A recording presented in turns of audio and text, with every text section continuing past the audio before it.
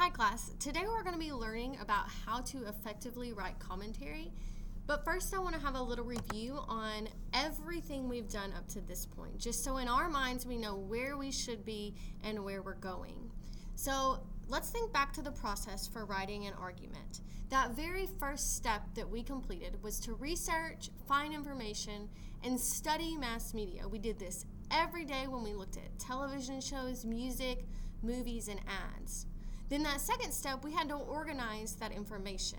We used a Mindomo to break it down by decades and kind of put that mass media in an organized way.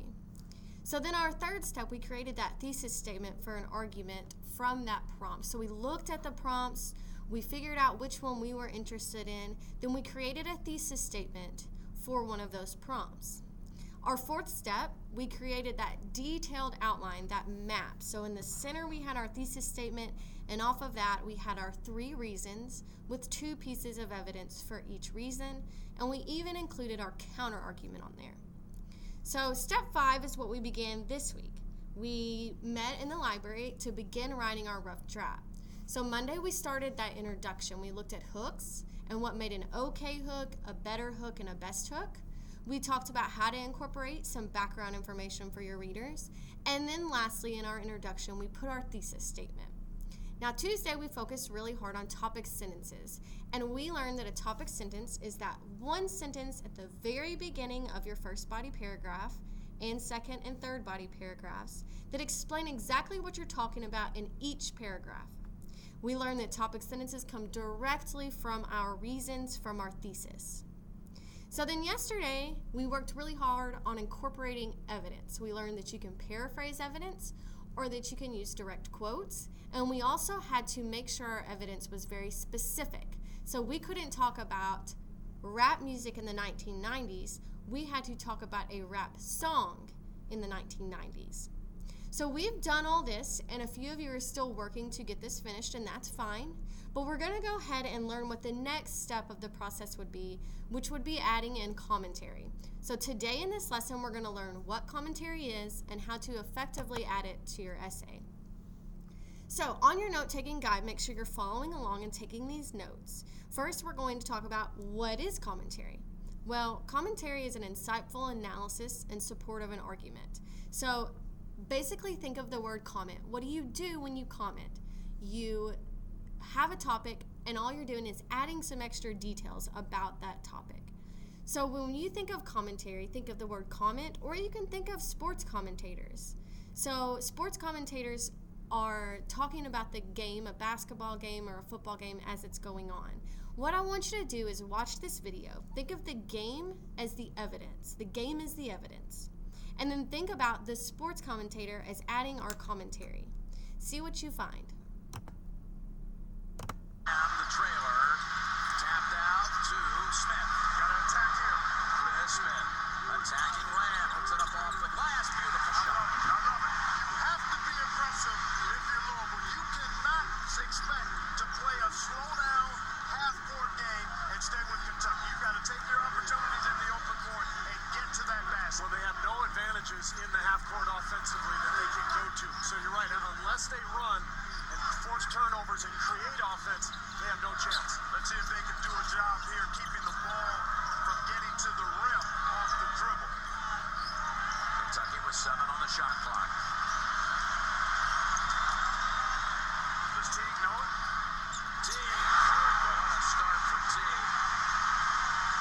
2-point basket. He's got 6. Lamb has the other 4. But you get an idea of what Louisville wants to do defensively. They play that matchup zone. They try to confuse you. They'll morph it into a man-to-man late in the shot clock. And Kentucky really got bailed out by Teague on that possession.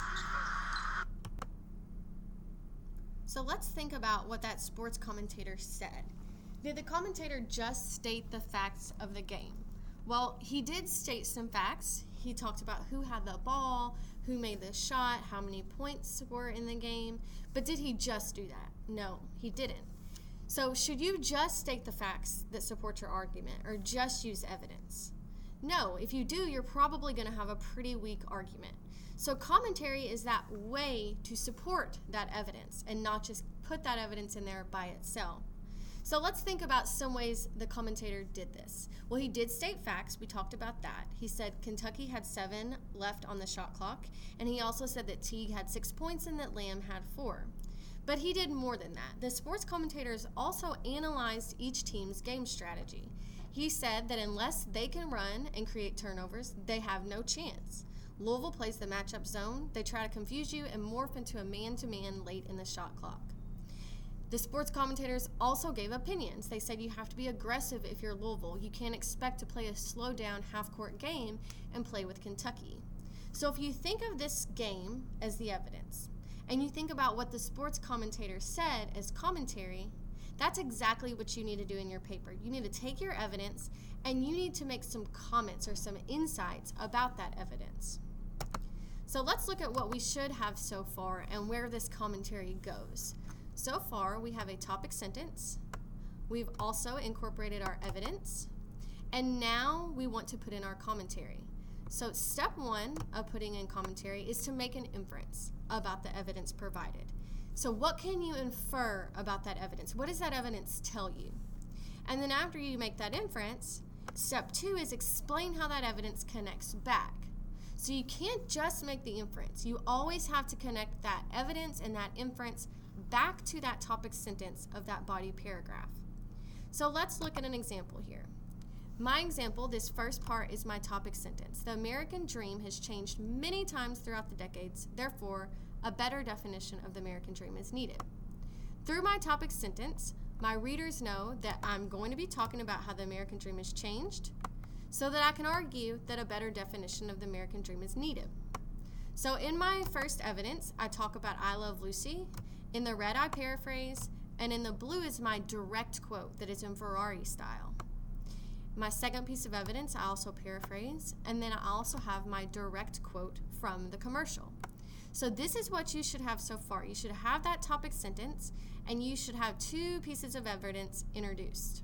So what do we do with this evidence? Well, those 2 steps, we infer something about the evidence, and we connect that inference to the paper's topic. So let's look back at this example to see how it all really works. Again, my topic sentence, same one. The American dream has changed throughout the decades, so we need a better definition. Let's really look at my evidence. I said, in the I Love Lucy episode, titled Job Switching, Lucy and Ethel decide they want to trade roles with their husbands to make their own money working at a chocolate factory. At the end of the episode, the audience sees that both Lucy and Ricky failed at switching roles. Lucy reinforces the importance of the traditional housewife roles by admitting she was not so good at bringing home the bacon.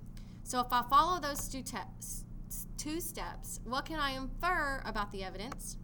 Well, I can infer that because Lucy and Ricky both fail, neither one of them succeeded at the chocolate factory or at being a housewife, that this suggests in the 1950s, society valued women at home and men in the workforce. So that's my inference based on my evidence. Now, second step, I have to connect that inference back to my paper's topic, or that topic sentence up here. So again, my topic sentence needs to show that the American dream has changed.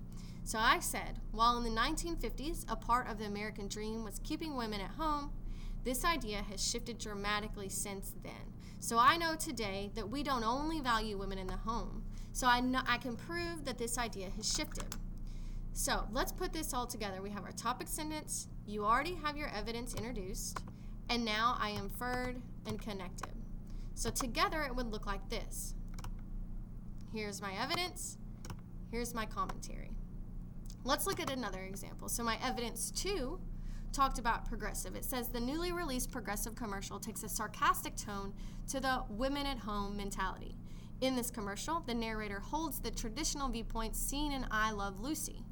He explains how men are in the workforce doing the hard work of making the money, while women can get all the car insurance options her little heart desires. Flo immediately reacts by explaining that women can do the hard work of making money too. So that's my evidence, just like you have your evidence. Now, first step, what can I infer? Well, I can infer that since Flo has a sarcastic tone when she's pointing out that women can do the work that men do, she reveals that change about a woman's value in society. So my inference is that Flo is revealing that change, that we no longer think women are just supposed to be in the home. So then that second step, how does my inference connect? Well, again, in my topic sentence, I'm trying to prove that the American dream has shifted so that we need to have a different definition. So I said the shift of the value of women from the 1950s to today shows the American dream and American values have shifted through the years. Because of this shift, the definition of the American dream must be vague. So I inferred, and then I connected that back to my topic sentence. Again, this is what it would look like all together. So this is that second body paragraph. You just put all the pieces together. I have my evidence and I have my commentary. So let's put both together. Here's both of my pieces of evidence with both pieces of commentary. Here's my thesis, and then here's my topic sentence. The American dream has changed many times throughout the decade. Therefore, a better definition of the American dream is needed. Again, I'm trying to argue that the American dream has changed. So my first piece of evidence talks about I Love Lucy. I have my commentary to show my inference that it suggests that women are valued in the home and men in the workforce. Then I switch to my progressive evidence, and then I comment how this has changed. In the 1950s with I Love Lucy, women were valued in the home, and now today, through the progressive commercial, I can see that this has changed. That supports my topic sentence that the American dream has changed. So let's review. You have your topic sentences. You've been working on those. Those should be complete. You should have at least most of your evidence in Ferrari or Cadillac style, so you have that introduced. And now today you're working on this commentary. Remember to follow these two steps. Step 1, make that inference. What can you infer? What does that evidence tell you? And then step 2, explain how that evidence connects back to the topic sentence. Remember, we can't just leave our evidence in there and assume that our readers know how that connects. We have to make that connection for them. So on your own, you can go ahead and get your outline and your topic sentences and your evidence out, and go ahead and start writing that commentary for that first body paragraph.